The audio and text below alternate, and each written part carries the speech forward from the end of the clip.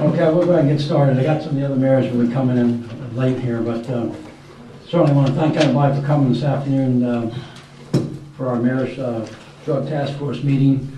We do have a lot of special people here this evening. And then basically what we're trying to do here today, I got to buy an agenda. Everybody get a copy of the agenda? Okay, good. Was just to try and get some awareness out into the towns and get some programs started purposely on that. And some of the people here today, I think, have some ideas how we can get the word out in all the towns and throughout the county. And of course, we're certainly working with the county exec here, Terry. Thank you for being here. So we want to have you guys come up and talk to us and let us know what we can do as the mayors of our towns. But first of all, I'd like to introduce to you Bob Willis, the mayor of Rockville. Oh. Rock Hall, I don't want to keep that. You keep saying that. That thing sticks with me for some reason. I don't know why. I might be from Rockville. I don't know why. I stick on that all the time. But Mayor, you come up and say a few words, and then certainly welcome you here to the town of Elkton. Well, Joe, You thank can sit down there and All relax. right. Well, thank It's you. relaxed form. All right, great. Let me know. Let everybody know. We are recording this just for minutes, so I can have some minutes taken. One of the girls will write up the minutes for us. I appreciate the invite, and it was good to meet you gentlemen at the mayor's convention in Annapolis. You know, these fellows were this group was brought to my attention by a lady back in my town, where I think many small towns, large towns, are certainly plagued with what is I think it's very safe to say today an epidemic. And when I was attending the Mayor's Association, one of my main prerogatives was to seek out you gentlemen and to really understand what I've understood to be really a coalition that you guys have put together to combat the drugs within your community.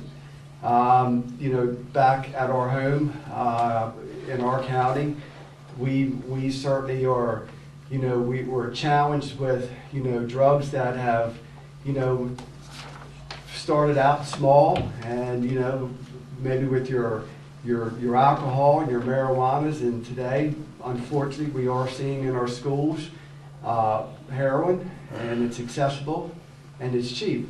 And, I'm a father who has 3 girls and a son. And, it's a very frightening thing to think that the accessibility of that is right there before that. And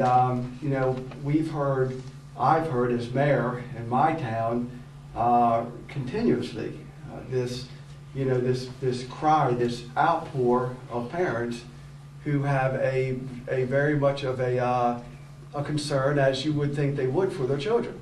And this is I guess really been a challenge that has been, leaders have been faced with for years. And I'm here because this is something that is of great importance. And again, understanding this, this coalition, bringing your resources together to truly really take this effort on. I commend you guys, and I'm here to learn as much as I can so I can take it back to my town and talk to my people about what are, probably what is one of the #1 concerns today. So, again, I'm really, I'm grateful to have an opportunity to be here and to see, what appears to be a very rounded group, and I'm very interested in hearing what you guys have to say today. We certainly appreciate you coming up, and we certainly want to help, and definitely, as I keep always saying, is to get the word out to everybody. I mean, it is an epidemic, and it's just probably not here in Cecil County. As we know, you've got problems there. We know it's not just in our state even, it's all over the state. And it's other states. So it's a real, as you mentioned, it's an epidemic problem. And we're going to try and do what we can do here in Cecil County to group together and see what we can do to help the situation here. I think it's I think your process is the thought of creating, all the municipalities and the county exec to be able to, you know, align their forces to be on one page is, you know, again, I just don't think the conventional wisdom is working. It really does take, you know, an effort of, as we've exchanged emails, to see how there's self-help groups. There's a lot of, you know, to bring all these facets together. I think it takes every bit of that and probably even more. It's a difficult thing. And, you know, we live in a new era today. You know, we have all this technology. The children have all this technology before them. And, you know, outside of the drugs, you have the cyberbullying. You've got a lot of things that our children are susceptible to a lot of, you know, things that as parents, as leaders, you know, we do have an obligation. And again, you know, I think this is very commendable to see what you guys have assembled. And, you know, we're already talking back home as to, you know, the resources that are available within not just our town and our county to bring together and look to see if there isn't some model that can really work. And, you know, Joe, I'd look to continue to keep an open dialogue and move this thing forward. So, No, I certainly, again, appreciate you coming, and we'll work with you, and anything we can share back and forth, we certainly will do that, because that's the way we're going to get our word out and spread. And of course, what you can find out about how we can help you, you can also help another town, and keep it going, you know. and I think, you know, we, you know, all of our towns, we have, you know, we've got a lot of treasures, we've got a lot of resources. Rock Hall is a community that, you know, we're right on the water. We're fortunate to have, you know, the fishing and the crabbing and, you know, all the water-related sports. You know, our town tends to be, you know, when it comes to sports activities, we're always the one coming in with a couple teams. So, you know, I think each and every one of us are, you know, proud of our communities and the things we have. And I think that's the, you know, we've got to really just allow these things to rise above what are the challenges that not really even the children are faced with. You know, it's the working man. It's, you know, it's everybody. It's you know, we've just got to really, you know, put our foot down and draw a line in the sand. So, Absolutely right, and that's what we're going to try to do. well, again, I thank you for, it was nice meeting you guys in Annapolis, and, you know, we've had emails back and forth, and, you know, the gears are certainly turning. You know, I did have a couple council members that were going to be in tow, a couple were on vacation, and unfortunately, one of the ladies who was going to come with me, who is very active in really moving forward some, you know, effort to bring awareness and try to really reduce the, you know, the drug trade that goes on. But, you know, she's a mother who has a daughter who recently was involved in a, you know, a theft. The theft led to purchasing drugs, and unfortunately, that's why she can't make it today. And but she cares, and I know that there's a lot of pain in that family, and there's a lot of pain in a lot of families. So it's a tough thing. You're right, it is. So, again, thank you for coming. Well, I thank you, and yep, Yeah. thank you guys. All right, let me just go around. We all met Bob now. We'll stop, introduce ourselves up here, and we'll go around and right around the room. Jim Everhart, Mayor Perryville. I'm Joe Fasone, Mayor of Elkton. Wayne Tone, Mayor of Port Deposit. Bruce Heckler, the mayor of Charlestown. Bob Fisher, the mayor of Rising Sun. Terry Moore, Cecil County Executive. Carl Webner, Cecil County Overdose Prevention Coordinator. Joe? We're going to go around the room. Joe, that's Charleston. Jack Foraker, Executive Director, Haven House. Cheryl Maddox, Cecil Wig. Jackie Smiro, I work with a group called Casey's Cause, and NOPE, which is Narcotics Overdose Prevention and Education. Devin Reeves, Young People in Recovery. Sandra Edwards, Chesapeake City Town Manager. Good afternoon, Joe Ryan, Harper County Office of Drug Control. Sean Cannon, Cecil County Public Schools. Rod Hines, I live in Elkton. My name is Nick Kenner. I work for the Boy Scouts of America, and I serve Cecil County. Matt Donnelly, acting chief, all completed. Daryl Hamilton, Northeast Police Chief. Vince Warren, chief, Perryville Police Department. Mary Jo Blonsky, Commissioner, Town of Elkton. Stephanie Falco, Cecil Guardian Newspaper. Norman Weiner, today I'm here from Boy Scouts. I'm the chairman of the Cecil District. Okay. All right. What I want to do, we've got some speakers here today to actually talk on some of this stuff, to give us some ideas of what we can do and how we can start some things within our towns and the counties. Joe, you're up.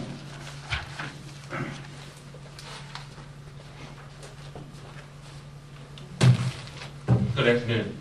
Can I have a disclaimer that I'm not a special person? Thanks, Mayor. So my name's Joe Ryan. Joe Ryan, I'm the manager for the Harp. Speak from up here. Would that be better? If you want to come up, I guess.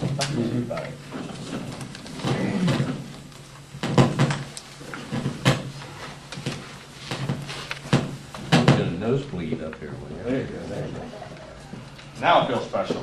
We could turn the chairs around too. I guess we can face out that way. That makes sense. Yeah, thanks.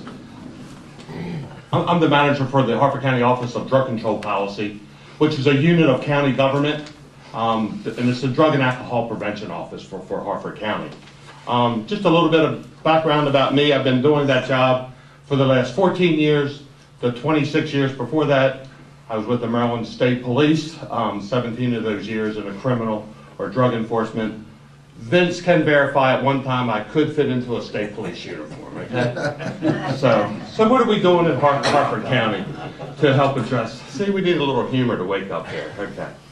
So what are we doing over in Harford County? I look at Cecil County, probably everything in the county executive is probably more up on this, probably about 20 years behind us as far as development and growth and all those growing pains.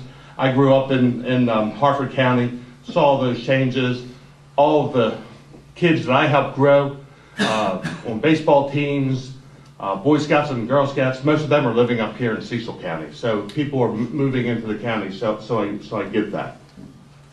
So what does my office do? The first thing we do is try to get the community involved. So initially we went out to the schools. And the schools are very structured, and they should be. And their job is to educate our children between those hours of I call 7:30 and 2:30. So we received some resistance there because, you know, they have to teach to the test now. It's part of reality. So what we did, we reached out to the faith-based organizations because they were feeling the frustration that you're feeling. How do we deal with these drug and alcohol? And most church groups have youth groups, okay? So I applied back in 2000 for a drug-free community grant, and our coalition was going to be a faith-based group. We were one of 3 coalitions nationwide that received that funding for a faith-based group. And we walked that fine line, separation of church and state.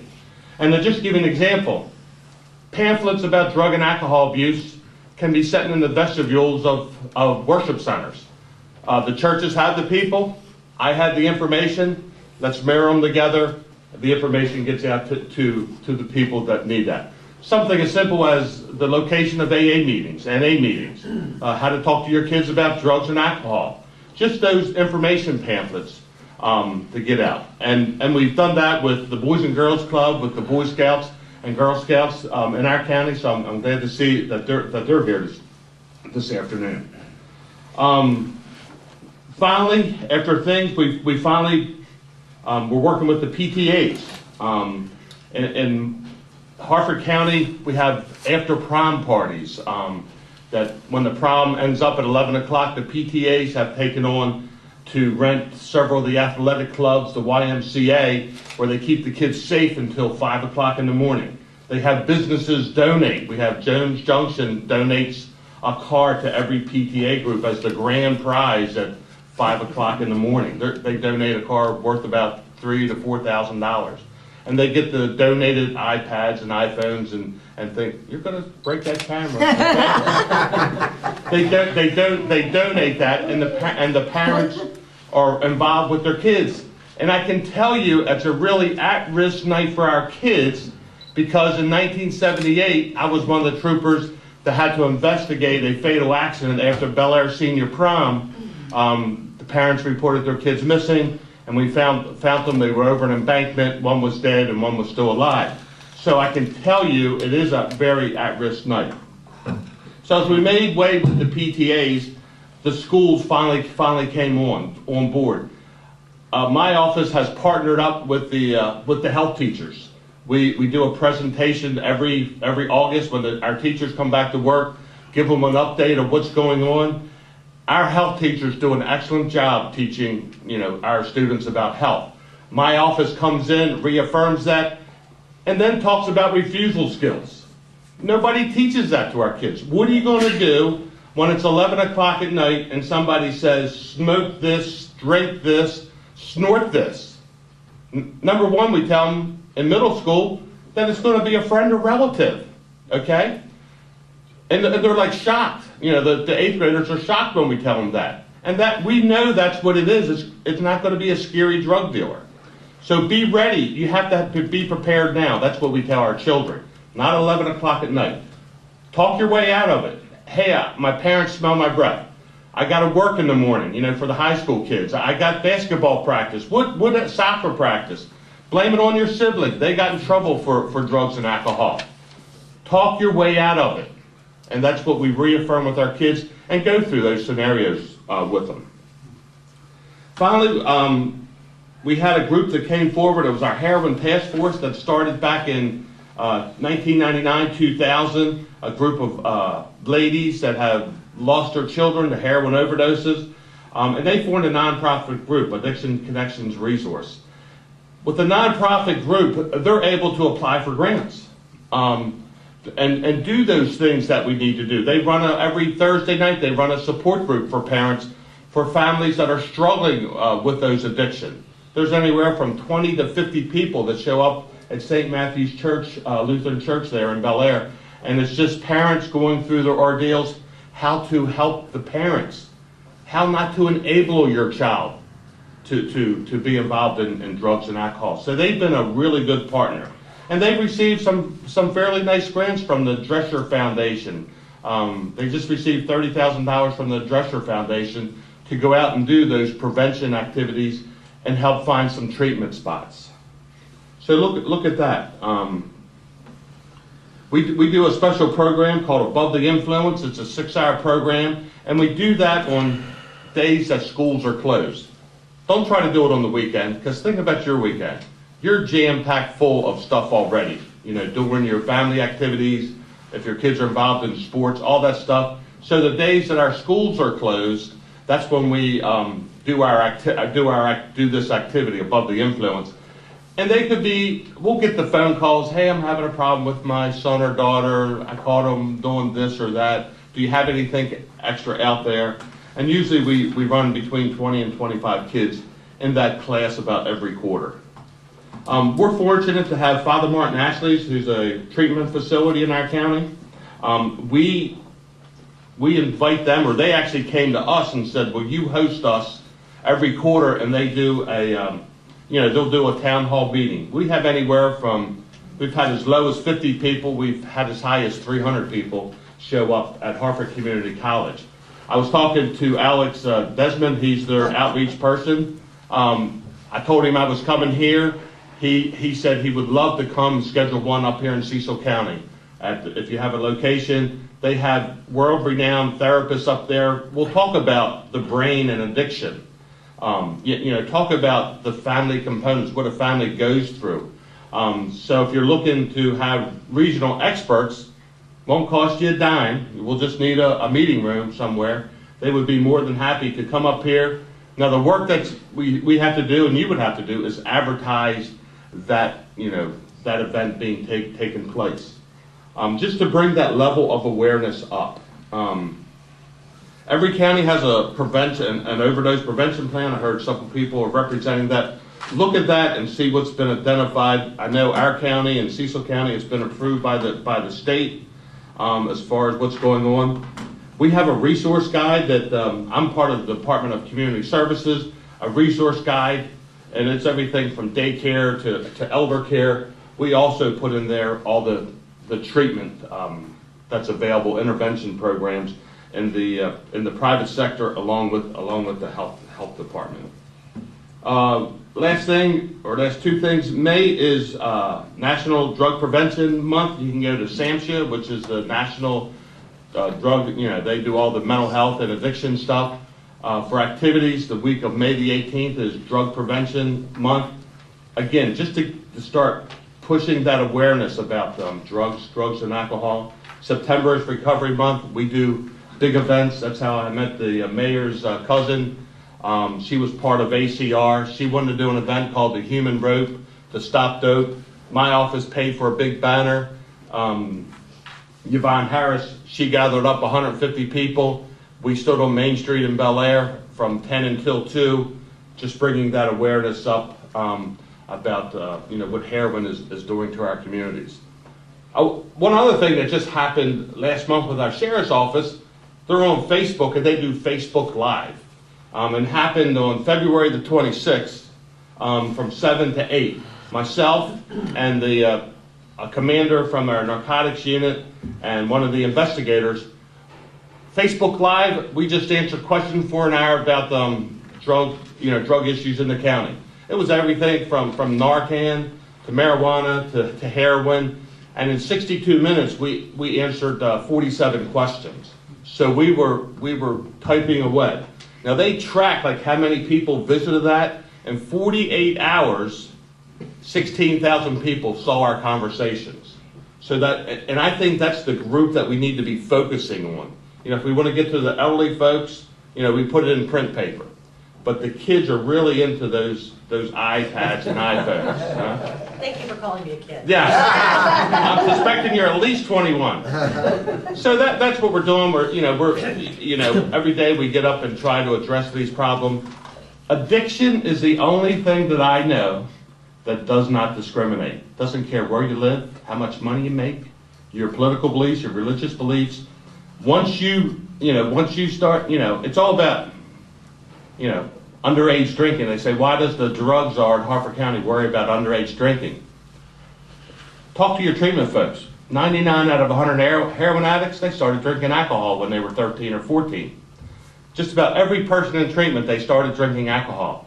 It's one of those gateway drugs. Just like marijuana, they keep reaching that high, and then next thing you know, heroin is so plentiful, they're addicted to that, most powerful opiate grown on the face of the earth. So that's what we're doing. I'll answer any questions. Appreciate the invitation to be here this afternoon. Any other questions? I just have a quick question. With all the programs that you have going on in your county, how many overdose deaths a year do you have? Way too many. In 2012, we had 43. Most of them were prescription drugs. I think you guys, the police department's up here participated in the National Drug Take Back event. And I've seen you have permanent drop boxes. We just had one installed down at the State Police Barracks in November. The realtors don't like when I say this, but we have a drug and alcohol problem in our county. And it's in our most affluent areas because nobody's giving dope away. You need money to buy it. That's the thing. When parents give their kids $50 to go to the movies, okay, are they really going to the movies and going to buying that cheeseburger at Chili's? Are they checking to see how many miles their kids are driving on the car? They were all the things that I did as a father. My kids did not like me growing up. They're my best friends now because they made me a grandfather. So it's all those issues, getting parents involved, community standards, family standards. I worked up here in Cecil County. I know, alcohol, the rite of passage. We deal with that all the time in Harford County. They're the issues that we have to look at. Nobody has a magic wand to make it go away. We're dealing with, I'm sure you're all dealing with the synthetic drugs, the tainted heroin that shows up, and you're probably in you're so close to Chester, PA, Philadelphia, PA, that if Baltimore runs out of heroin, you're 45, 50 minutes away from, Philadelphia, which is another source city for heroin coming into our region. Any questions that you have? Yeah, I have one, Joe. Yes, sir. I recently sat through a DARE program at a middle school, and you mentioned about at the middle school level this idea of teaching the kids to say no. Was that part of the DARE program, or is that something different that Harford has? No, we do not use DARE in Harford County. Our school official says that it wasn't a proven program, so that's why they backed away from it. They've incorporated that into their health programs, their health education when they do, they do all the nutrition and stuff, but when they get the drugs and alcohol, that's where myself or someone on my staff goes in and they give us usually 60 to 90 minutes to talk about, refusal skills and sort of to reaffirm all the stuff that the teachers have spoken about. Also, one issue down at the Merlin Science Center, they have the DEA Museum, Target America. We're sending every 7th grader in our public schools down there. I found enough donations in the nonprofit world to donate $20,000 to pay for the buses. It's free admission to get into the Merlin Science Center as a class trip. The DEA Foundation will pay for the buses. If the schools are looking for a field trip, I know school days are tight from all the snow, but our 7th graders, and we picked 7th grade in our county because the 8th graders are doing so much testing this year. But we've been getting the feedback from the students. They're learning a lot of stuff. And it's not about DEA locking up people. It's about the disease of addiction. It's about how drugs are smuggled up to Chesapeake Bay to Rock Hall. It actually has pieces of boats where they've had the drugs, embedded the hidden compartments in the boats that come up the bay. It's about the drug-addicted babies that are born. I went to our county council, did a snapshot of drug use. Our babies born, Harford County babies, the state average for 2011 was 17 babies per 1,000. In Harford County, it was 29 per 1,000. We all know when babies are being developed in a mother's womb, you put drug and alcohol in the mix, they're going to have developmental issues. They're going to need special education. And I tell our county council, you think your school budget's out of whack now, wait till 6 years when those babies enter our public school system and we got to pay for the special education because the mothers were abusing drugs and alcohol while they were pregnant. They're the issues that we have to bring to light. So when the girls in the health classes in 8th grade are shocked by that, I hope they remember that, when they're 13 or 14 in a couple years, when somebody says, smoke dope, that, oh my God, if I ever have a baby, the baby's going to be deformed possibly with a deficiency because of my drug and alcohol abuse. We'll never arrest our way out of this problem. I tried really hard for 26 years. I'm more than happy. I mean, you got great people up here in Cecil County. Joe knows how to get a hold of me. I'll leave my card with the county executive. Just to give you one example, we do the Bel Air Town Run. 1,800 people ran last year. So the guy that organizes that, he saw the presentation on the county council, and he says, I want to do something about this. So I had the bags made up. They're going to give out 2,000 of these. We have better things to do than drugs. It's sort of always like the secondary message, like the thing that day is people to run through the town of Bel Air as fast as they can. But their T-shirt is going to be in here, and he's going to let us put some information in here. So we'll be able to give these to, 1,800 people. Now, they all don't live in Harford County, but hey, the problem's everywhere. I hope people from Cecil County come down, but they're going to get some information, and we're just planting the seed. We have better things to do than drugs. Social norming, when we talk to the kids, I'll throw up our, 23% of our high school kids smoke marijuana regularly. What's that tell you? 77% are not doing it. And the kids need to know that not everybody's doing this. They want to belong to that bigger group.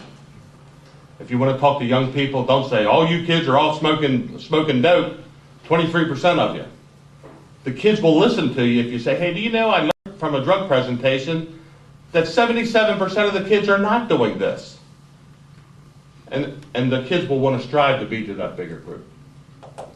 Good, very good. Okay. Thank you. Well, Thank you the for your one time. thing you did say, I don't know if you noticed when you came in, we just recently put a drug take-back box up here in the In the town lobby? hall, in the lobby. Okay, good. And with the acting chief there, it's been a success so far. We've taken back quite a bit of Yeah. drugs. It's really something. And statistics tells us that people that abuse prescription drugs get it from a friend or relative. So the more we can get out of the households, the safer the communities will be. So I applaud Upton PD for that.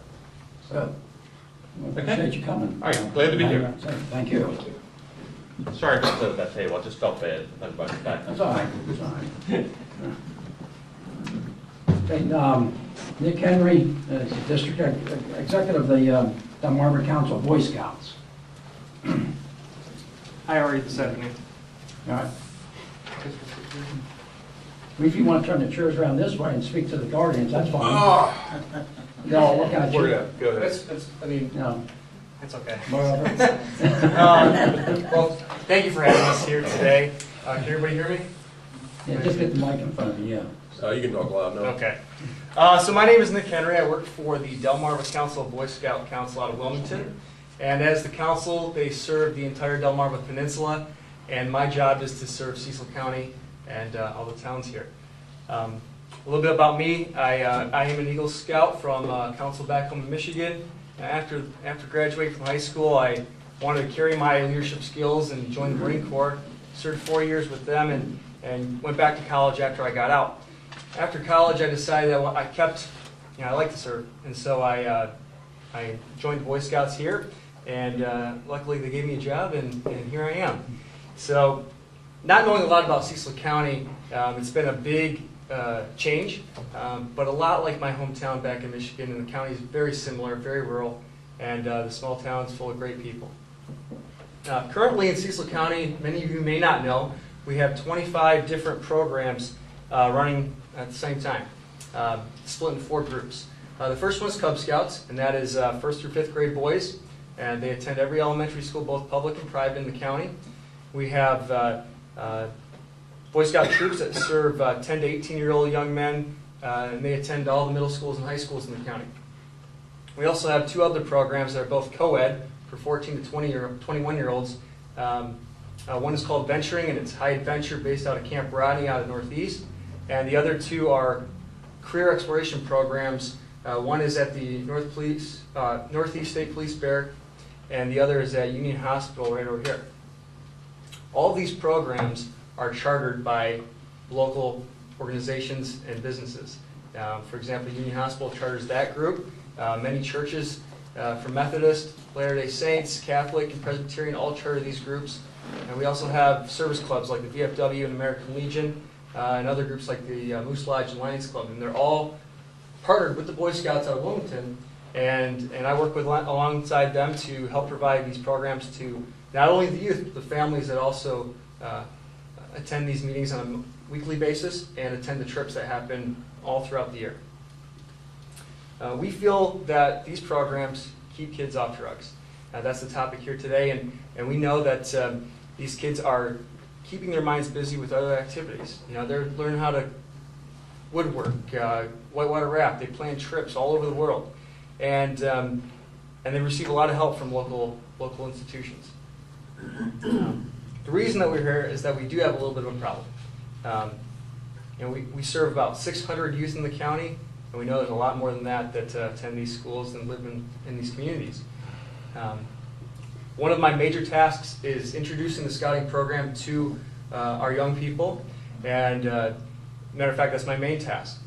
And one of the issues that we have is with recruitment.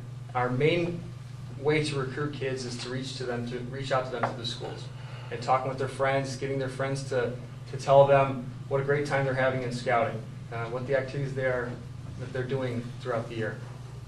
And the best way to recruit students is through what we call Boy Talks. And this is what happens where we get in front of the boys at a lunchroom session, an assembly in the school, or in some cases go classroom to classroom and talk with these young folks about our programs, how they can join, give them the information that they need, and a time when the next Cub Scout pack or Boy Scout troop is meeting. They then take these flyers home and share it with their parents, and in turn, hopefully they come and check it out. While Boy Talks are very successful, they're allowed throughout the nation. It's the main way that we recruit kids. Here in Cecil County, it is not allowed. Boy Talks are not allowed. About 8 or 9 years ago, the Cecil County school system stopped allowing the Boy Scouts of America to access the kids in the schools throughout the school day. We are allowed to send home 2 flyers, one in the fall and one in the spring, through what's called backpack mail. This is where lots of organizations like the YMCA, Girl Scouts, camps in the county will create a flyer, and it gets sent to the schools upon approval, and then basically stapled together and sent home in a backpack with each kid, and that's twice a year. Oh, it's good, but that's one of the things, one of the mayors had asked, wondering why the school system is taking the scouting out of the schools. Is there a reason? We know why. That's why we're here. We just found out real recently. And please. Yeah, I can go down to that. About 8 or 9 years ago, as a result from a lawsuit in Montgomery County, between the school board and a private organization, what we thought was a statewide decision. It was the outside organization was banned due to their affiliation with an unsavory group, and we thought this was a statewide decision within every school district in the state. Since this group was banned to enter the buildings, they said, well, we're not going to allow anybody, because if we allow one, we have to let everybody in. So we thought for the past 8 or 9 years that this was a decision from the state. And we did a little bit of research and reached out to all the school districts in the state and found that 75% of them do allow outside organizations such as the Boy Scouts, Girl Scouts, and 4-H into their schools to talk with the children. We have background checks performed on every adult volunteer and staff leader. Everybody takes a youth protection training to know the rules that the Boy Scouts of America has in place while working with children. So we have pieces of the puzzle on our end that we take care of to make sure that the adults who do go into schools are safe and good standing with good standing citizens. So we learned that it was not a statewide mandate, and it was based on local school district interpretation. So there are still some school districts that are similar to Cecil County that do not allow scouting or other outside organizations in their schools.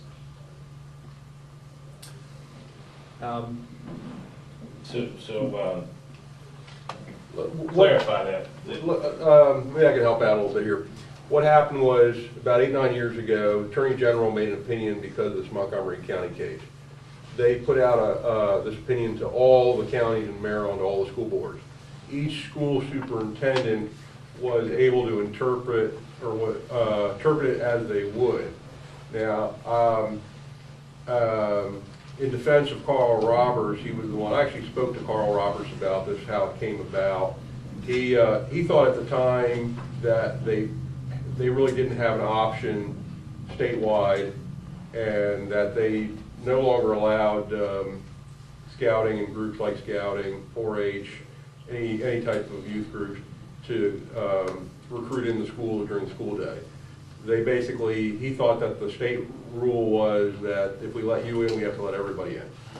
He found out after the fact, after he made that decision, that he actually had the latitude to ignore it and leave everything the way it was.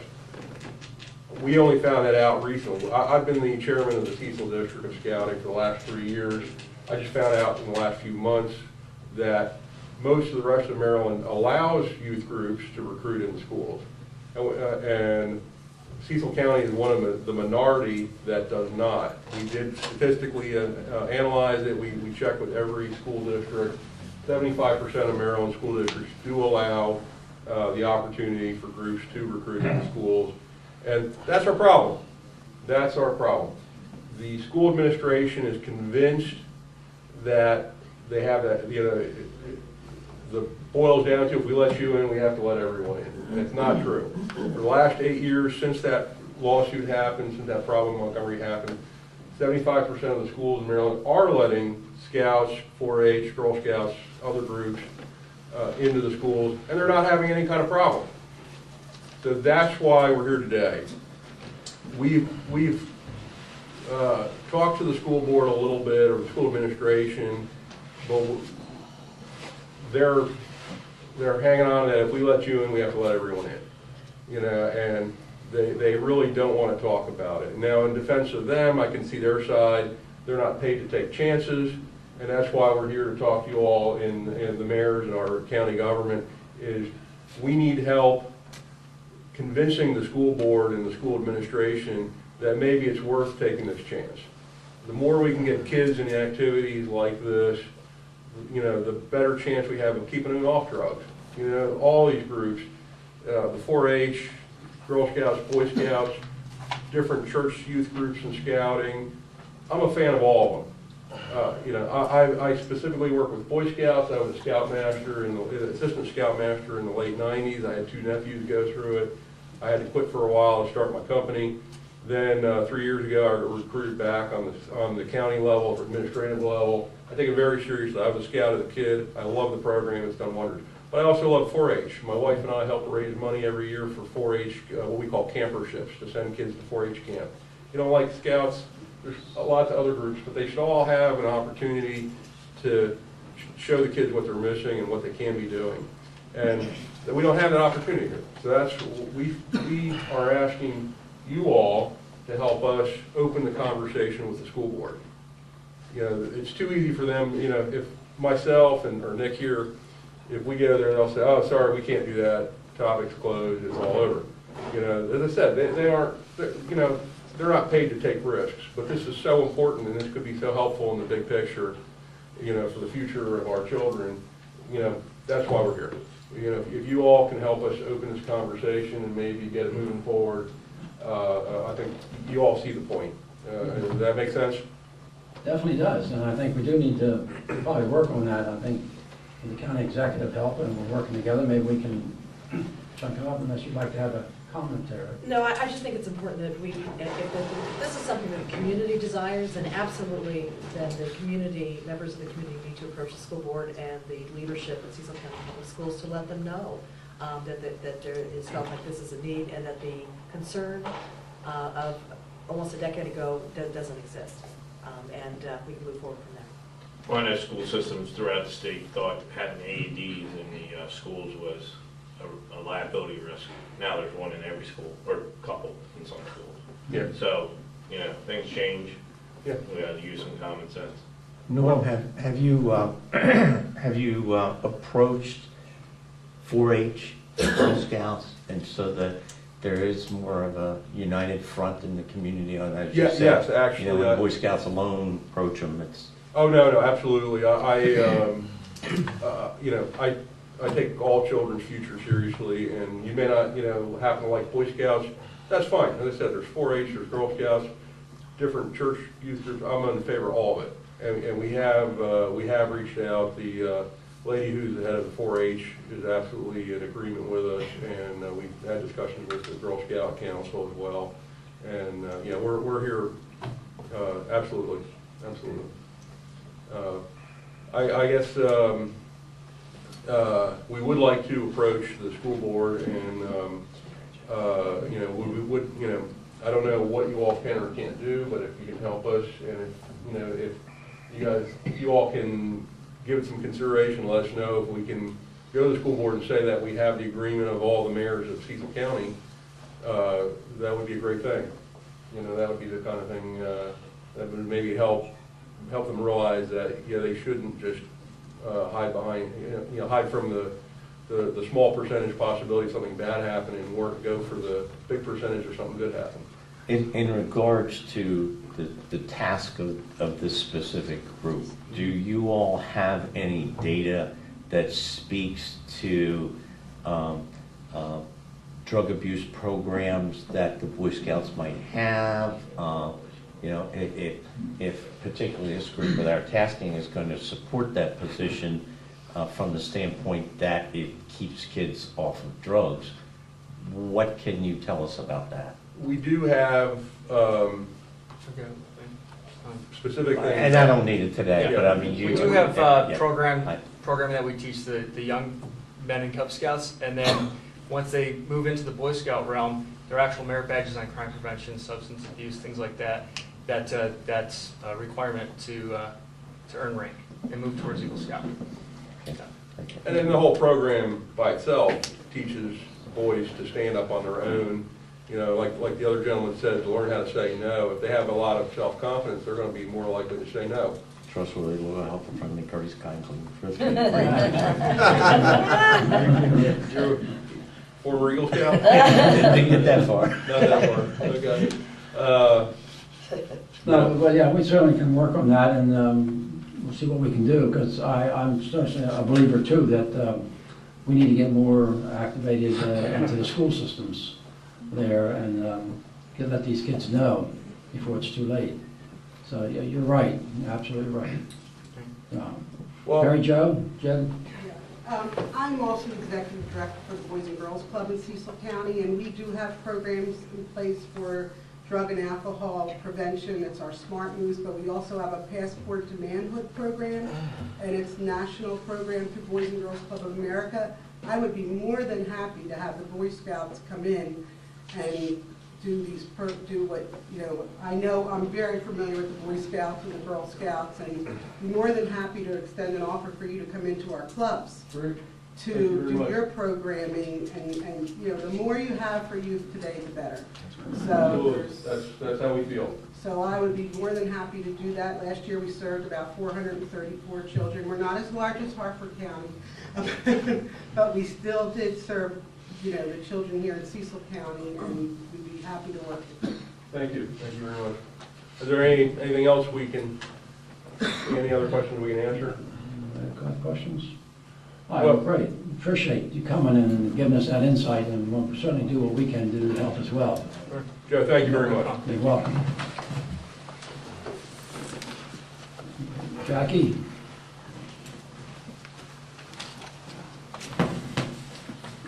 Hi, first of all, my name is Jackie Smiro, and I'd like to thank you all for inviting me here. Put the mic over.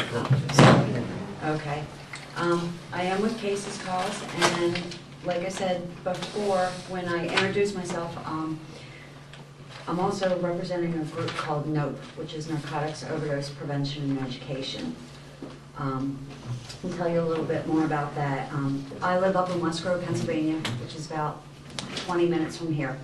Most of our kids come back and forth between Elkton and West Grove. You know, like Mr. Ryan was saying that, you know, this addiction has no boundaries, you know. Kids can go to Philadelphia, they can come down here, they can go to Baltimore. It's, you know, it's not uncommon for them to do these things. Up where we live, like my friend Devin here says, we probably have more cows than people, but in 2012, we lost 4 boys that went to school with my son from overdose. They were 21 years old. A few years prior to that, in 2008, my son passed away from an overdose. He was 17. And, you know, we're like nobody else. I mean, like, we are like everybody else, I should say. You know, I was at a town hall meeting in Oxford last week. They're struggling. Everybody is struggling. Everyone I talk to. Every county, every town. And people are just, you know, coming together, which is awesome. You know, this is really awesome that people are actually willing to come together and help.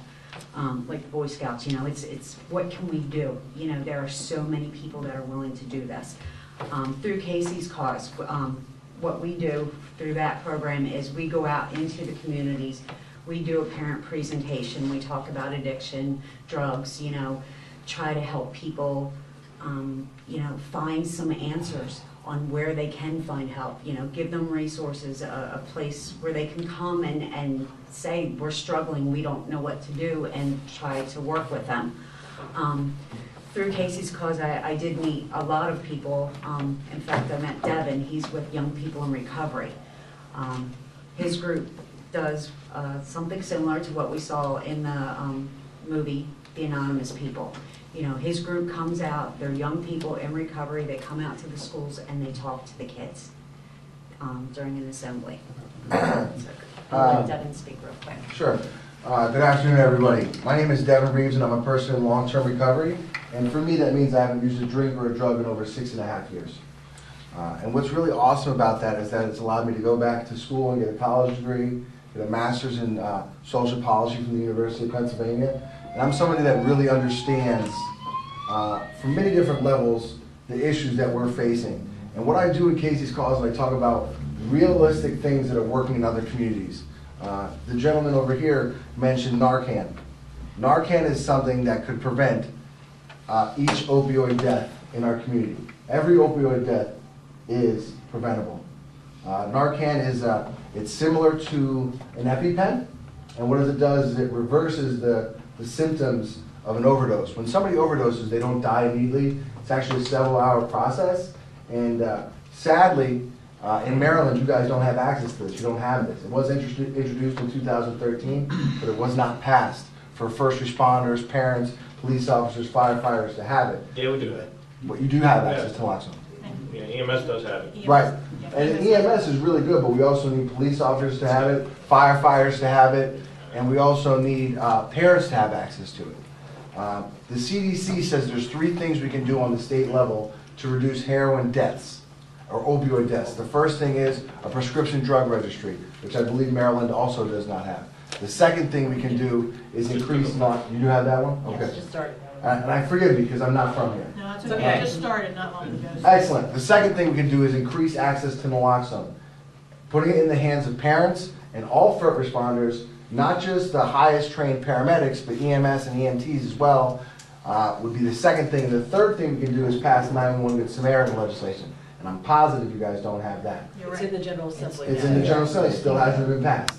And a lot of people don't know how important that is. Just in Chester County, which is not that far from here, there was a 17-year-old girl who was using a deadly combination of alcohol and prescription pills, and was at a party and was left there after she passed out, and she sadly died. If someone had had the courage to stand up and say, you know, we're afraid, we're going to call the cops anyway, or if we had 911 Samaritan, that wouldn't have happened. And another thing that me and Jackie do together is the NOPE Task Force.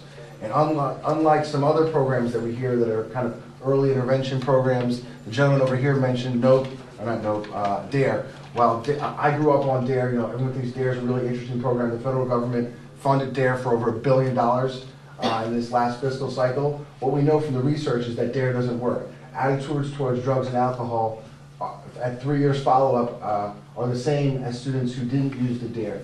And it's really hard for a lot of people to hear, especially inside of police forces, because I know a lot of police forces get grant money to do DARE work.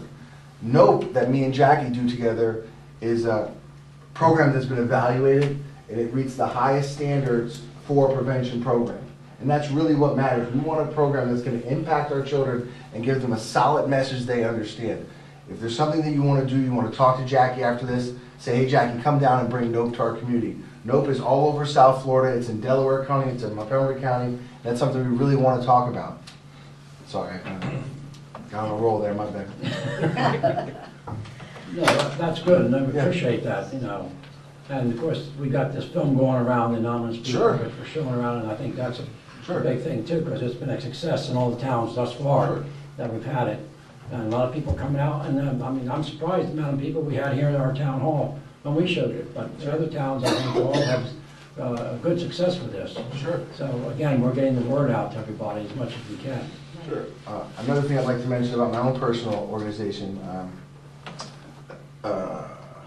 Mr. Ryan stated that he knew Alex Densman from Father Martin's Ashley. Alex is also involved in Young People in Recovery in our Maryland chapter, and we really would like to kind of put it out there that we'd be willing to attend these, partner with you guys, because another big part of kind of recovery and addiction policies, making sure the youth that we have that are in recovery, that have gone to a Father Martin's Ashley or another treatment center, are actually staying in recovery. And that's, some programs that we offer with young people in recovery is how do we keep people in recovery?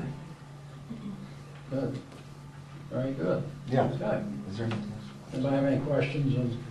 Devin, your program of young people in recovery, is that Pennsylvania? No, ma'am, we have chapters in over 12 states, and Alex Densman is our YPR Maryland. He just couldn't be here today, and he's about 20 minutes away. Okay. Yeah, and that's one of our newer chapters, but, they're looking for opportunities to get involved in the local community, and Alex is a smart cookie. He'd really be able to help around here. Thank you. I do know, I believe I was up there to that, I think Kevin and I went to the NOPE, one you had up there in Exxon a couple weeks ago. Mm-hmm. And it's a very good, strong grouping that you have there, and it'd be very interesting if we could start something here in the county. Of course, we'd have to certainly work with the county exec and see what we could do if we could manage that situation here. So, but We're looking into that. with Terry, okay. And I So- think a lot of times that $5,000 mark to bring that to a community is a kind of a deterrent. But I know that in Pennsylvania and other places that treatment providers have been willing to shoulder some of that burden, DA's offices, and even the general public. A lot of times people don't realize that, good prevention matters. And the other thing people don't know is that people recover. There is recovery from this disease. Well, again, it's another tool. Yeah, that's it. It's Definitely. another part of the umbrella. Oh, yeah. Yeah, this is a huge problem, and no one thing is gonna fix it. Sure. But it's, everyone combining things together, and just, hoping to get around it. One thing, actually, I sent you an email today, Mayor Fasona. I think the general public needs to also be responsible as well. We place so much blame on the pharmaceutical companies, for allowing these prescription pills, the doctor's offices. There are measures that can be put in place that if we treated prescription pills just like we did a loaded gun, if I have a gun in my house, I lock it up. And if that gun gets out of my house into my child's school, I'm gonna be held accountable. These drugs that the kids are getting when they start with the prescription pills are coming from their parents' homes, 70%.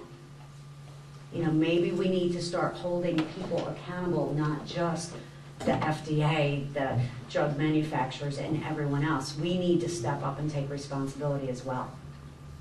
With the prescription drop-off boxes. That's great. Why don't we have one in every pharmacy? They can sell a drug, why can't they take it back? Why does the county or the state have to pay $1,000 for a drop-off box? The pharmacy pays their pharmacist $100,000 a year. They can certainly afford one drop-off box. Well, correct me if I'm wrong, Terry, I heard something, I thought possibly there was something coming down that they were going to allow that in all the pharmacies. Federal law prohibits that. They do? And what they're concerned with, when people turn the drugs back in, the pharmacies reselling the drugs. Or even more so that the pharmacies become targets for armed robberies. For armed robberies. Oh. That's why they're in police stations. Oh, okay. Well, I got mine in the right spot then. Yeah, that's There shouldn't be a gun around when you have a drug.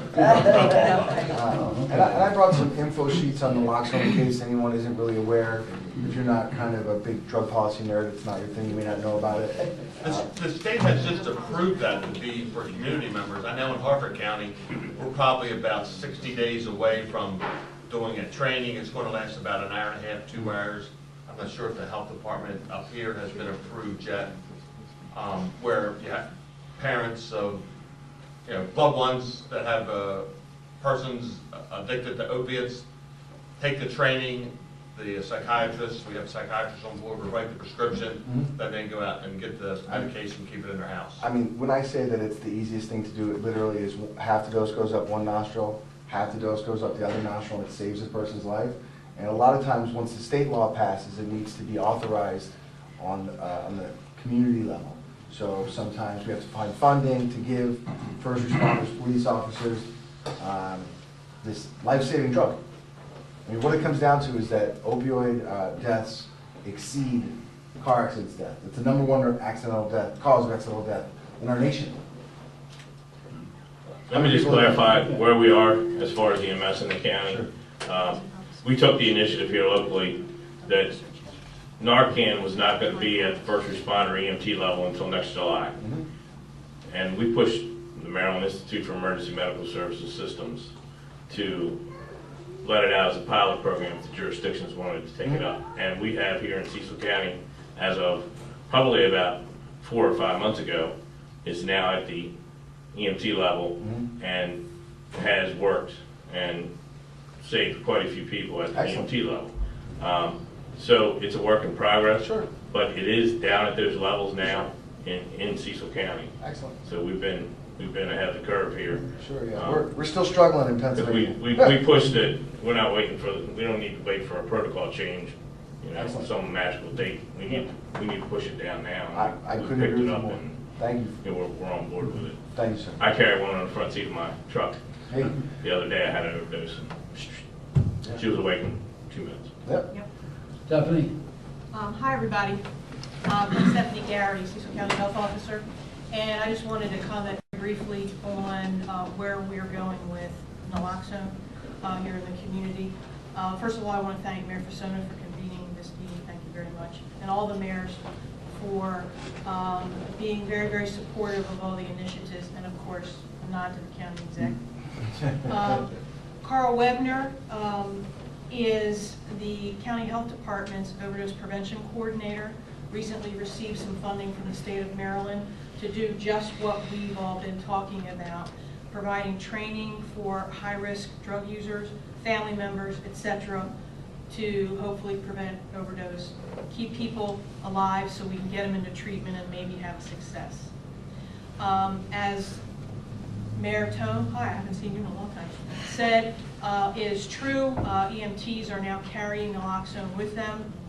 I've also been in some discussions with the police chiefs and the director of the county's emergency management agency, Chief Richard Brooks, about considering naloxone on the policeman's uniform or in the car or whatever. Because here in Cecil County, and I'm sure this is true elsewhere, the police are the first on the scene. Almost invariably, the police are the first on the scene. EMS is close behind, but their job is to secure the scene.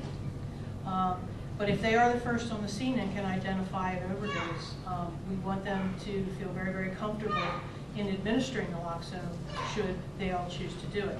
The police chiefs here today, Vince, can I say this too?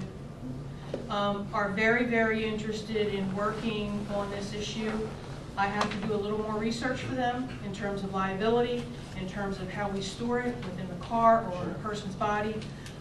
We plan to use, Cheryl, plan to use the nasal naloxone because it's less creepy than a needle for a lot of people, and a little more expensive, but definitely easy to teach, easy to learn, and easy to use. Carl, did you want to add anything? Sure. I'm not good at jumping in yet. I'm sure I'll get used to it at some point. Yes, he's very good at jumping in.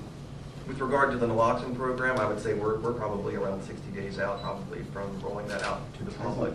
And we're really excited about that. Not just this go-round, but hopefully further funding becomes available so we can make this an ongoing thing. Also, with regard to the NO program, the health department has a lot of faith in it from what we've seen so far. To the point where we've already applied, submitted a grant proposal through the drug-free community to cover that cost that could be somewhat of a barrier. So we're not as concerned about the cost. We're ready to get it. It's been greenlit as far as my boss is concerned. So we're really excited about those. And also that'll help because part of the NO program is dealing with parents and educating parents and not only support for them because they're going through some difficult things, but also taking responsibility and doing things like that. So yes, both of those, you guys sold them better than I ever could. That was perfect. So. Yeah, and like I said, you know, it just, there's a lot of... No, go right ahead. No, I just want to applaud you guys for really taking a stand on this. I mean, you're really accomplishing some things, and you know, like I said, it's not going to be fixed overnight, but it's going to get there. You know. Most like you said, we're all coming together to make something happen. It takes a village, and as you can see, it will. Stephanie, are you reaching out to the schools too? Put it in schools. School nurses. Narcan. No, we haven't talked about it yet. And I think that's where you need to go there too. Yeah, we'll talk about it. It Sean's needs right to here, be- we'll talk about it. It's such a benign, See? Narcan is such a benign drug. The only hazard with it is if you give it IV too fast, they will vomit. So if you're giving it intranasal, there's virtually no side effects. We can certainly look at that. Are we seeing any overdoses in the school, Sean? No. Okay. We've had one instance of heroin this school year. Okay, but certainly something to talk about, thank you. One's enough. Mayor. The other thing that I wanted to mention one more time, first of all, to thank all of you for coming today and sharing your stories with us. Very powerful and helps us keep the momentum going. Mayors, I may be coming back to you at some point in time. When we find out what the cost of the naloxone is for the police forces, we may want to come back and talk to you about how we're going to cover the cost of that in the police force. So just be aware. Upton, right? Okay. Upton bus? Yeah, that's right. I don't think it's expensive. Carl, do you have an idea of what a kit costs right now? Our full kits are costing around $50 a kit. And that's including the... 2 doses of the medication and everything you need to administer. Okay. Just something for you to begin to think about. And if you guys work together to buy them in bulk, you can get that down to a little over 27. Excellent. Okay, another But like thing to bulk, think about. Bulk, not. What's the shelf life? Define bulk. The biggest problem, yes, it is temperature sensitive. 68 to 72 degrees or something, how you? Yeah. I still need to research that. That's been part of the ask from the police chiefs, is the checking how to store it, how to keep it, and the liability. Right, so what I can tell you is that depending on, one, I can connect you with the right lawyer to answer that question about liability. Yeah, because that's really what you need. You need a public health lawyer. And because it depends on your torts law in the state of like how you need to rewrite your city ordinances around getting around the liability. But really, you can't hurt somebody with Narcan. You cannot overdose on Narcan. It's got no side effects. The other thing is it does degrade over time. It only has a shelf life of maybe 6 months to a year before it totally degrades. But during that time, all it does is become a little bit less potent. It has something to do with the crystalline structure of Narcan. Once again, I can definitely connect you with the Dean of Pharmacy at the University of Kentucky, Louisville. And I can also connect you with Scott Burris or Corey Davis, who are the lawyer who's in charge of the overdose project at Temple University, or Corey Davis is at the Harm Reduction Coalition in New York City. Well, I'm going to start with my resources at the state of Sure. Maryland, but if I get stuck... Yeah, absolutely. I just want to say that I'm here to help. Okay. Yeah, people that are, kind of consulting on this nationally. Thank you. Well, Stephanie, too, is there a way that, I don't know, I've talked to Richard, but I know we get a lot of calls, and I hear it on the monitor all the time of overdoses, but also by the time they get there, sometimes that may not be an overdose. It might be an heart attack, or it might be something else. But do we have any real statistics as to actual overdoses? Yeah, Richard got it. Richard has them, yeah. And of course, we all know about the deaths. Right. Okay. Oh, and just real quick, I wanted to let you know, at least up in Chester County, and I believe it's in other counties as well, I've spoken with other parents, and they said that the children in schools are seeing the prescription pills being brought to school in 5th and 6th grades. Oh, yeah. So to let you know, it is there, it's in the schools. Ask the kids. They're afraid to talk about it because they're afraid of being bullied if they tell somebody. And the parents are afraid to tell school administration because they're afraid of the repercussions of, the child, that they're going to be bullied. So the kids are bringing it in school as young as 5th and 6th grade, possibly younger. Mayor, if I could, it's a great segue to a couple questions that I had. Mayor Persona and I came up to Chester County in July for Casey's Cause presentation, and I remember seeing both of you there, and we were both very moved by what we heard and saw. One of the things that really hit us was that Casey's Cause seemed to be grassroots driven, that it was parents and the community members who said, wait a minute, school officials, government officials, there's a problem here and you're not addressing it. In Cecil County, it's been a little bit different. It's been more of a, you see all the players in the room when we come together, thankfully, our public has just been amazing. I mean, they have, there's a recognition that the problem is at a crisis point, but what we see over and over again is people saying, how can we help, or what can we do about it? But we still have what I see as a stigma in our community against recovery. And I'd like to know what you all did, or what you're doing in Chester County and other places to help people understand that recovery is not a bad thing. It's actually a very good thing. We've had the film The Anonymous People, and as it's been mentioned, it's been very helpful in terms of helping people understand what recovery is really all about. But that's going to be an important part of Cecil County moving forward, is helping people understand what that is. I think a lot of that, first of all, the showing of the movie was an excellent idea because there were actually people in recovery in that room that spoke up and said they were in recovery. And like Mr. Ryan was saying, you know, you want people to see that there are people in recovery. There's 70% of the people are doing this and 30% are not. You know, they're not, you know, 70% are clean, you know, 30% may not be. You know, you want to gravitate towards the larger figure. So maybe with young people in recovery, with getting them up here to get the kids together, you know, and just the community to say, look, we are productive members of society today. There is a chance that people can recover, you know.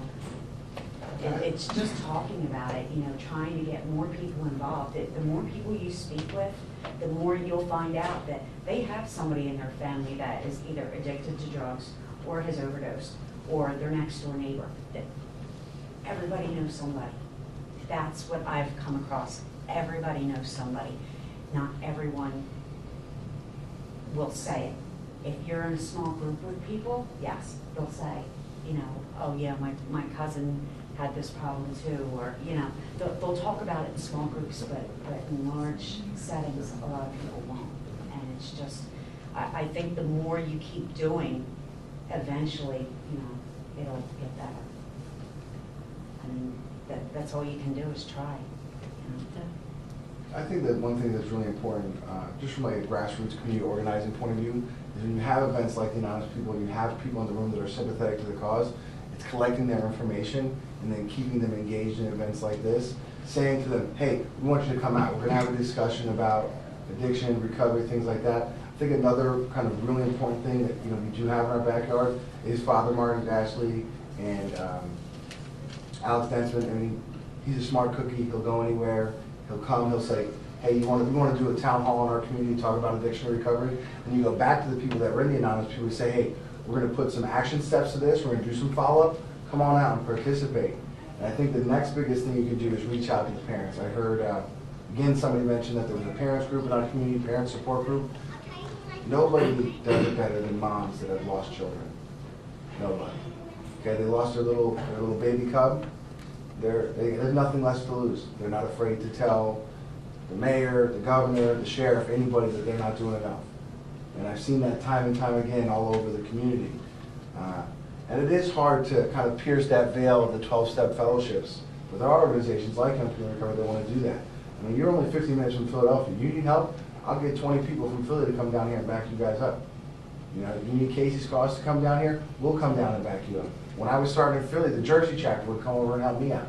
I mean, I think it's about relying on the communities next to us to say, hey, we're going to do X, can you help us with that? What was successful in your community? I mean, you have our support. Yeah. Very good. Yeah. All right, thank you. Does anybody want one of these? Like info sheets? I'll see one next. Leave back there, we can pick them up or what do you want to do? Like Jack? Warwicker. Stephanie, get ready to throw a chair If you what? if I do anything wrong. Okay. He's my guardian. Hi, Bob. Hi, Bob. We have another Northeast High graduate here, so there's intelligence in the room. Really? I wear a lot of hats. My name's Jack Foraker. I'm the executive director of Haven House. I got that position in the year 2000. I was the clinical director from 1985 till 2000, and then they demoted me and made me director. So I have quite a lot of background in the treatment aspects of halfway house treatment. I'm also on the board of the Maryland Maryland Addictions Professional Certification Board. And I also work at Father Martin's Ashley. I help develop the children's program, which we do once a month down there with the children and their parents at Ashley. Haven House, which I'll talk mostly about, I guess, today, unless they have questions about anything else. We're the oldest halfway house in the state of Maryland, to my knowledge. We were founded in 1970. We're one of two on the Eastern Shore. The other one is in Salisbury. Halfway houses are different from recovery houses. Halfway houses are actually a certified level of treatment. We're certified through the American Society of Addiction Medicine. We are mandated to provide a certain amount of treatment. We have to have certified staff counselors on board. So it's a little different than a sober house or a recovery house. We are many and varied. There are, I believe, 14 certified halfway houses for males in the state of Maryland. There are 5 for women. Women in the state of Maryland need to start raising holy hell. There is no treatment for women in this state when it comes to that kind of treatment. We in 1987, through the suggestions of Judge Cole at the time and Sheriff DeWitt, we started taking a program into the Cecil County Detention Center, and we actually had 3 programs in there, 2 of which became models for the federal government. That went well for 10 years, and then politically things went south, and we were out of the detention center. That's been picked up again now, I believe, by the health department, so we are back in there and we're doing some treatment again. To me, it makes sense if you have someone incarcerated in a facility, why not give them treatment while they're in there so that when they come out, maybe, you know, we won't see a revolving door. And it worked for the 10 years that we were there. We had a very good success rate.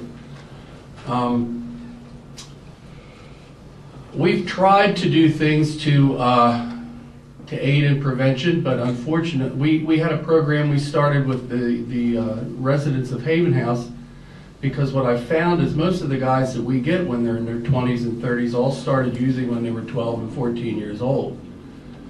So one of our staff members was also working with juvenile services, and we decided why not team up the kids with the guys in the house, like a Big Brother type program. The parents liked the ideas, the guys in the house liked the ideas, the kids liked the ideas. The state of Maryland told us to cease and desist immediately. They didn't really give me a reason why, they just told us we couldn't do it. Seemed to be working well, but what difference does that make, I guess? Anyway, we do some education programs. We've joined forces now with Serenity Health to do some community awareness things. We did one on the 20th of February on overdose prevention, and then on the 6th, I believe it was, of March, Carl and I with the Cecil County Health Department did another presentation on opiate overdose. We are available. We love going out into the community and talking. I'm ready to go anytime. Have mouth will travel. I'm out there. We get calls constantly. We're one of the few facilities that are open literally 24 hours a day, 365 days a year. We are staffed, so we get a lot of calls in the evening from the mothers and the fathers and the sisters and the brothers, and what am I going to do? And you know, the resources are limited. We do have treatment in Cecil County. We have excellent treatment in Cecil County. We also have a lot of problems in Cecil County with accessing treatment because of attitudes, not only in the public, but also in the court system. We have some major problems there, which I'm told are being worked on. I don't know, but we have a very high opiate addiction rate in this county, and some of the most effective treatment for dealing with that is being denied to the people that need it, or they're being punished if they go to get it. And that's got to stop. And I don't know how to stop it other than to just keep voicing my complaints. I know that complaints have been made. I know they've been made at the state level. I know that the problem continues to go on as of February the 26th of this year. But I think that's an issue that needs to be addressed. I think training with Narcan, I think it's also important that not only the families get this, but actually the first responders to most opioid overdoses are addicts. They're with the person when they overdose. I know in Canada, the Narcan is available to drug addicts, that they can have it on them in case someone they're with overdoses. It's not a cure-all by any means. All of our residents in the program are trained with CPR and first aid. Jamie, who is up in Rising Sun, is actually the person who does our training, and he does a specific thing about overdose training with our residents in the program. So everybody goes through Haven House if they're there long enough for that to occur, because it's expensive to do the training, but we do train everybody in CPR and first aid and stuff like that.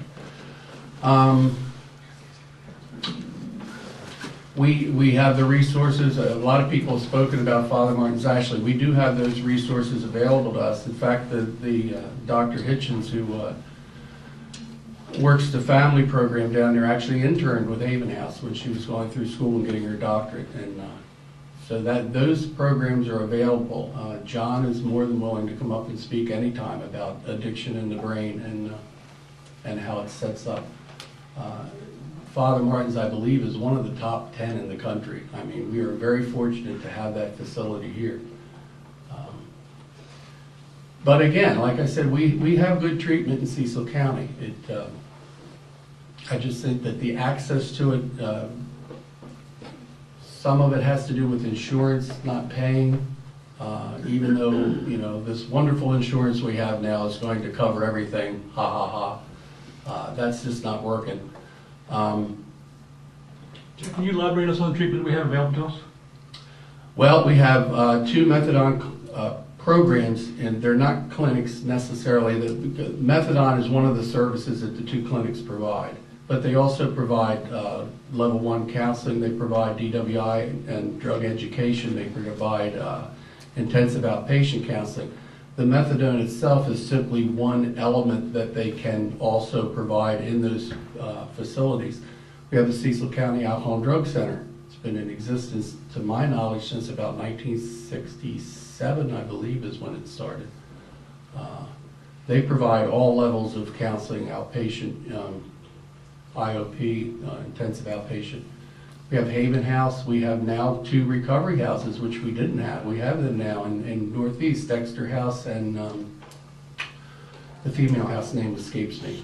Charlotte. I keep wanting to say Sharon for some reason. Charlotte House. You know, thank God we have those now.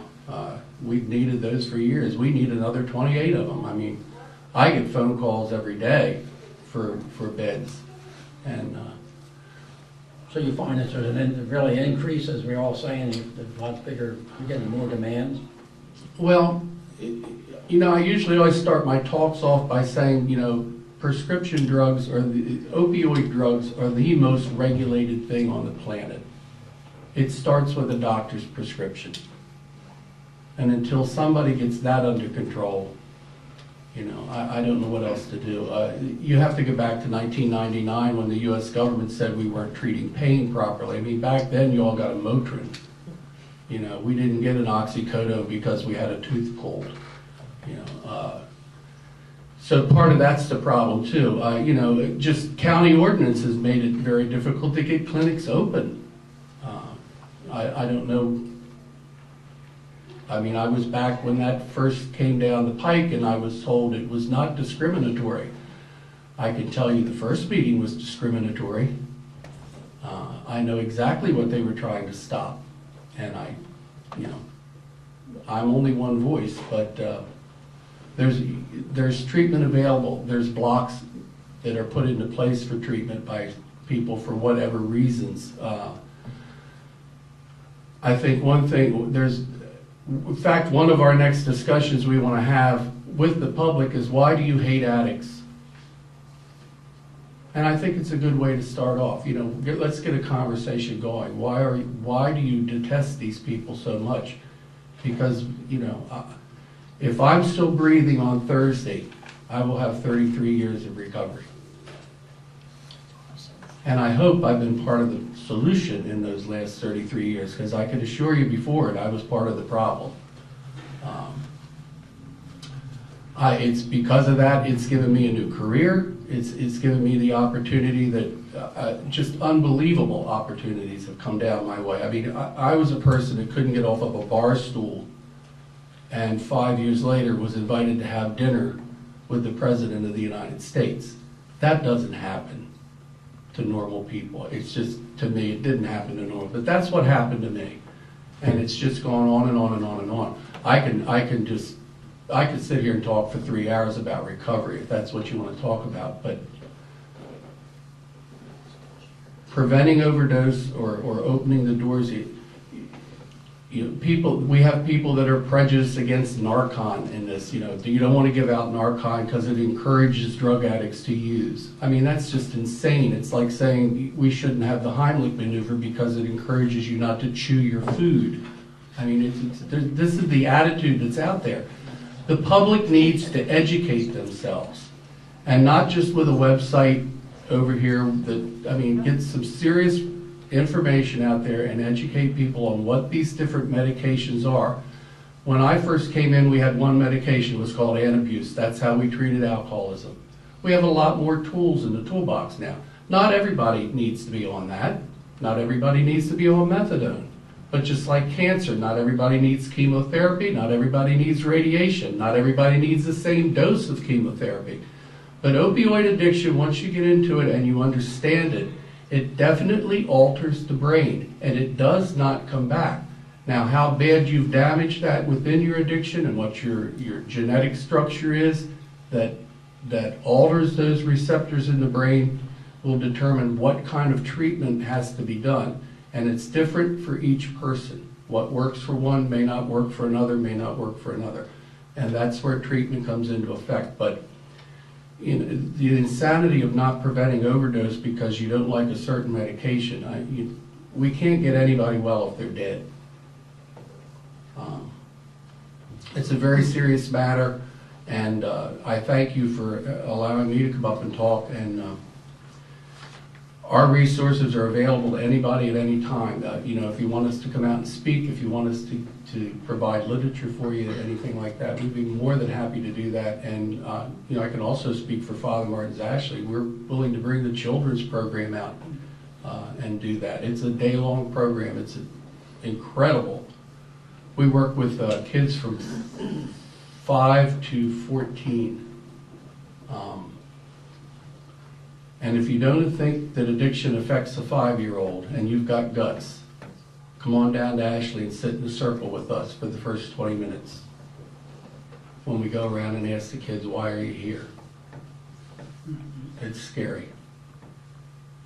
No, we certainly would appreciate it, Jack, and we certainly would appreciate any help you can give us, and we can certainly look into things. Bob? Thank you, Joe. I got a question for Jack. Is there a point in time, there's a time frame when someone enters into a methadone clinic? Is there a point where they feel that there's, you've reached your point of having the availability of that product? To get on it or get off of it? Get off of it.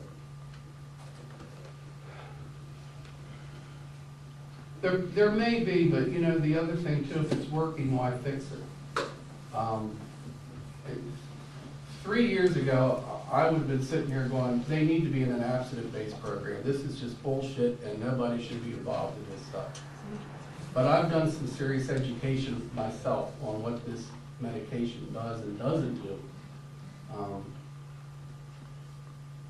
guess my question, if you really look at it, if you want to look at the statistics, putting an opioid-addicted person in an abstinence program, the death rate is 11% higher than putting them in a methadone treatment program. Someone that's addicted to opiates, to sit down and say, we're going to discuss GED with you, forget that. They're looking for their next fix. You got to get them stabilized. Now, do they need to be on it the rest of their life?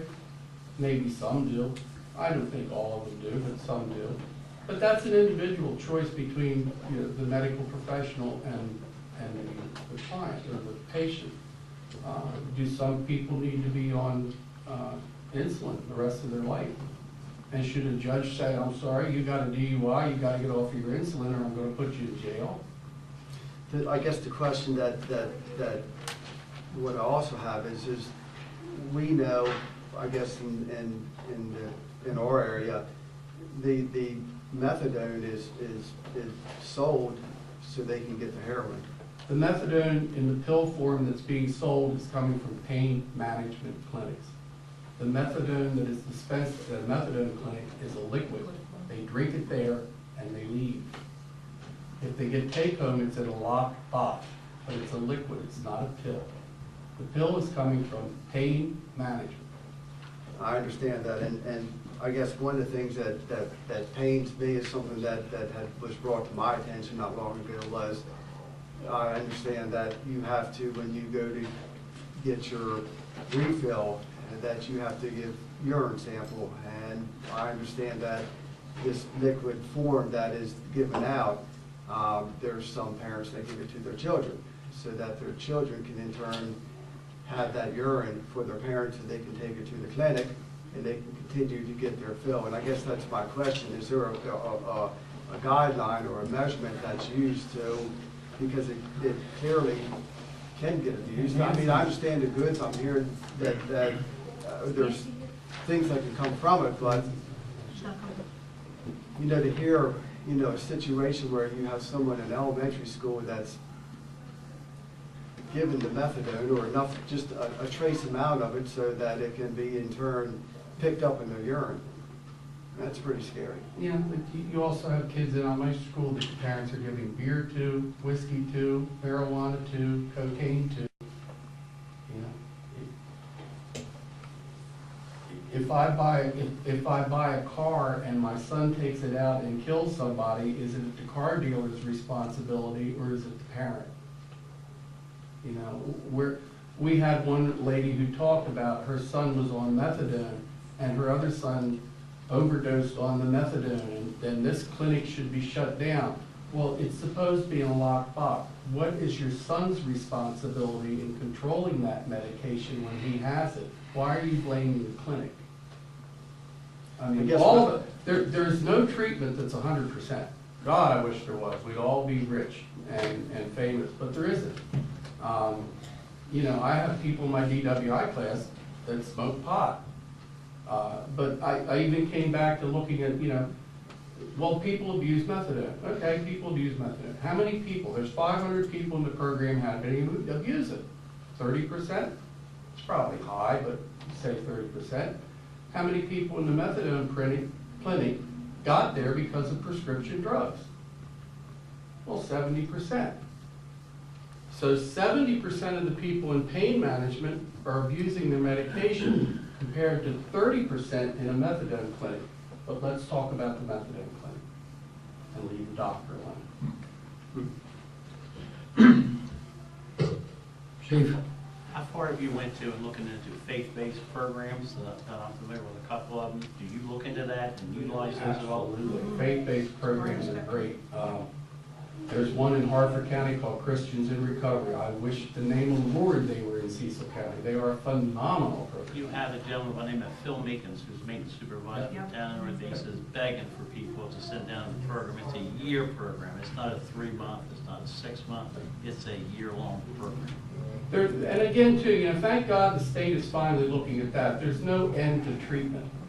You know, we're dealing with a chronic disease that will, you know, if I'm addicted, I'll be addicted till the day I die. I choose whether I want to use or not. But the disease doesn't go away. AA and NA, none of those programs are going to help you cure your disease. What they're going to do is help you live it a day at a time without needing the drug. But the disease is there. The disease will progress whether you're using or not. You know, it keeps right on going. You have a responsibility once, you know, if you're a diabetic, you have a responsibility to stick to your diet, to take your insulin, to do what you're supposed to be doing. If you're an addict, you also have that responsibility. I have to take care of myself. Physically, mentally, spiritually, whatever. It's a whole full disease. It's not just one thing. But yeah, faith-based groups, phenomenal. I agree. Phenomenal. Just for the record, you were talking about the doctors giving out painkillers and pain clinics. I think it's actually gone the other wild extreme. I have a family member with a serious chronic pain problem and long-term illness, and right now, in the last year or so, year to 2 years, not only is it next to impossible to get a doctor to prescribe a painkiller, even the pharmacies won't fill them. If we go to the Walgreens in Northeast and they happen to be out of it, oh yeah, and corporate Walgreens will only, regardless of what customers they have, will only send them a finite amount of certain painkillers. And if they happen to be out, Walgreens in Elkton won't even talk to us because, oh, you're not a regular customer. I mean, it's got the other extreme. So just so you know, it's wildly the other way now. People with legitimate problems can't get pain help, and they're almost to the point where I wouldn't be surprised if they're going to drive people to illegal drugs because they've gotten so insane about the paranoia amongst the medical community of prescribing painkillers is gotten. One of the problems with the pharmacy is that we put the pharmacist right in the middle. If he has a question about your prescription when you come in and he refuses to fill it and you can't get it filled anywhere, he can get sued. But if he has a question about your prescription and he fills it and you go out and sell it, he can get sued. I mean, he's in a no-win situation. He's damned if he does and damned if he doesn't. And the doctors are also looking at liability now, you know. But I'm just saying, you had said that the medical community is a big part of the problem.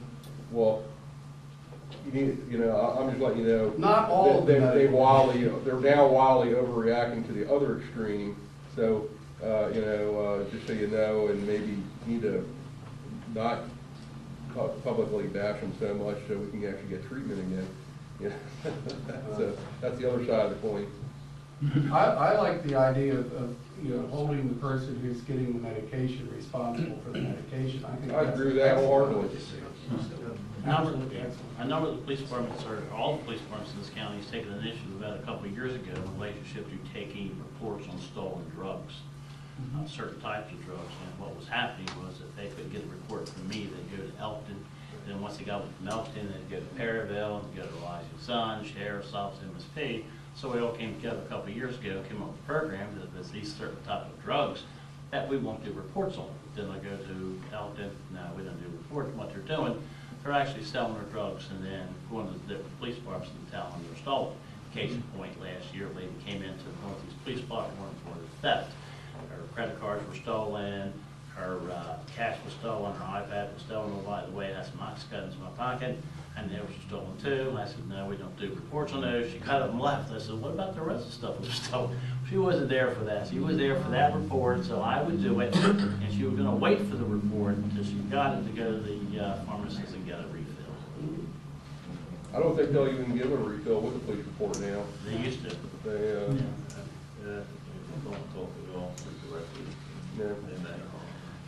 I guess, anybody else that works in addiction, our clients are extremely creative.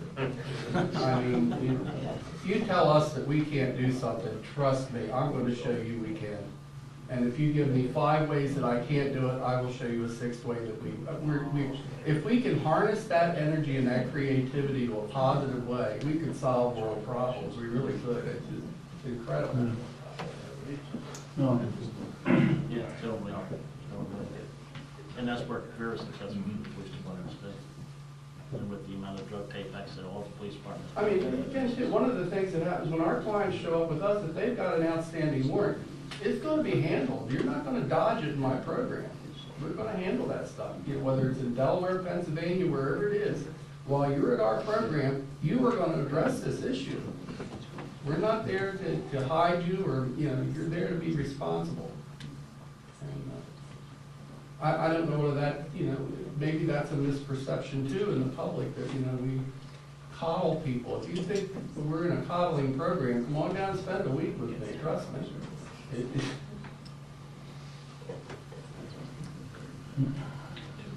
Okay. All right. Thank you very much. You're welcome. All right, Sean? School? I don't, I'm not prepared to say anything. I mean, I think there's things that the school system is doing that we're trying to, get off the ground. There's some programs in terms of drug education that are part of the budget. We'd like to see them restored to the budget, but it's a life skills program, which is a research-driven program that would teach students from grades 3 through grades 12 skills.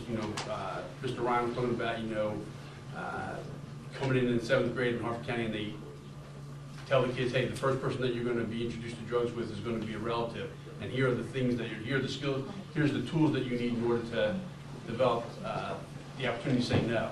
And I think the program that the school system is looking into is something that from a very early age builds those skills throughout the curriculum, throughout the health curriculum, throughout the course of the student's career in schools, so that when they are presented with that first opportunity, that they do have the skills to say no, and that as they progress through school, that they can then deal with the peer pressure that comes up and develop those skills. The DARE program is something that we do have in in the schools. It addresses 6th grade health classes. We have seen benefits from that, but I think we see the need to kind of expand and have a unified program that would develop the skills on a continuum throughout the student's career in school. And we'd love to see that program be able to get off the ground. Well, do we have programs similar to some things that we've heard here today, and even like what Joe had down there in Harvard, that be able to get these kids to the museum or take them someplace or on field trips like that? Our middle school students it's in the process. We're applying for that. Mr. Ryan mentioned about the $20,000 in transportation grants. We're in the process of applying for that, and hopefully we'll be able to send one grade from each middle school down to the science program. So that is something that we're planning on doing, but that's in the works. And whether we are able to get that grant money or not is something that's dependent on. We do have programs all the time that, we recently had a superintendent from Pennsylvania who came down and did a presentation at Rising Sun High School, dealt with his own child that had addiction, and he basically told his story and about the things that he did as a parent that were successful, but also the things that he missed as a parent. And that presentation was well attended, and then he came back the next day and did it for all the students at Rising Sun High School. Yeah, but I think we still need to get that. I mean, you're talking one school, but we need to get it out to all the other schools. Can we get to some of these people that have some good education and speaking on this subject to go to all the schools and do something like that gentleman did? Because I did go to that presentation as well. To just get into all the schools, not just maybe the high schools, of course, we're talking about the middle schools and even the elementary schools. And those programs do exist, and they are happening at different schools. It's not one set program, it's a variety of different programs. But to your point, yes, we can. And we'd be willing to get involved in that. Okay, same thing like with the Boy Scouts, we can probably work that out as well. The Boy Scouts is something, I'm not going to address that here tonight, and that's not the reason why I'm here.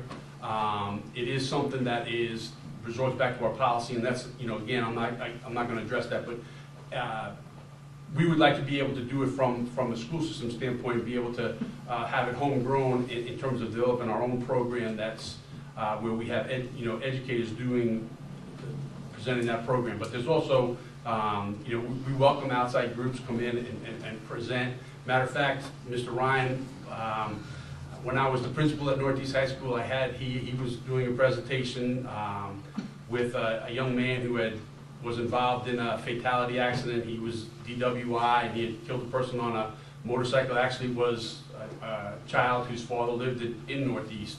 And they came in and did a presentation, very impactful. We had it in the cafeteria, not in the cafeteria, but in the gym. And it was something that had an impact. One of the things that, those programs have an impact, but it's a short-lived impact. And having a program where students develop skills where they can deal with the peer pressure that winds up being presented to them as they get older is a key piece of, I think, any kind of drug prevention program. I know we certainly would like to really get more involved with the schools and what we can do to work together to get the word out to everybody in the schools and how we can get it across the whole entire county. So if we can work with you guys and come up with something, that'd be really good. Joe, can I ask one question? I just want to make sure I understand, because I like that idea of a continuum of education, not just single grade and we're out. So what I thought I heard you say was that is in the budget for, obviously not going to happen this year. There's some program that is in the school board's budget for next year? For next year, correct. Right now, I'm not sure whether the funding is going to be there or not. But it was part of the school system's budget that was presented. Mm-hmm. Okay, thank you. Okay. All right, anybody have any other questions? Okay. Nancy Turner, she's not here today. She's not here? Okay. All right, well, that's basically all the speakers we had, but it's open for discussion now. If anybody has anything they'd like to say, or I'd like to ask the chiefs how they feel about getting this Narcan into your hands, if you feel comfortable doing something like that. Well, I think like Stephanie alluded to earlier, it's still kind of being investigated, so I think to say anything too definitive right now may be a little bit premature, but it's certainly something I think we all are interested in hearing about. It may just be a matter of whether or not we're able to carry it with us. There's temperature concerns and where we're going to carry it, whether it's going to be on our person or in our vehicles, whether we're going to have to take it back and forth from the station into the car, and that kind of thing. I think once those things get worked out for us and we have firm answers on those questions, it may be something that we definitely do. But I think liability issues will have to be looked at very hard. It'll fit the clip. You can be clip sued holster. just as easily as doing some or not doing something, if you will now. It's just, And you can get it for $20 an atomizer and 2 milligrams of pre-filled Narcan. I can get it for you. $20. Including the kit? $20. No kit. It's an atomizer and a syringe. Right. You say syringe versus spray? Well, it's a syringe that hooks onto the atomizer. You can either hook it onto a needle or you can hook it onto an atomizer. It's the same. But I still think that our insurance companies, towns need to counties need to take a look at that first and see if there's any issues with that. Terry, do you have anything you'd like to comment on? No, Mayor, but I appreciate all the speakers that were here today.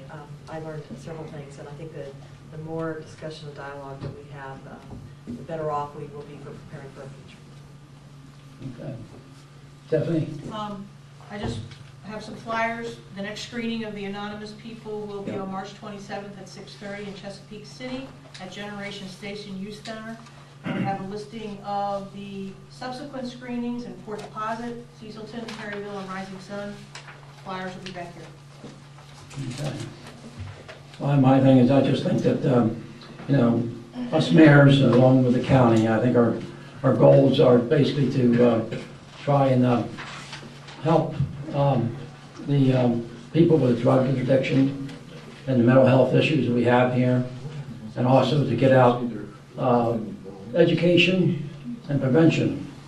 I think those couple of things there are the things we really need to work on, to get stuff out there to them, and trying to let them know where the prevention is and get the education that they need to learn about all this stuff.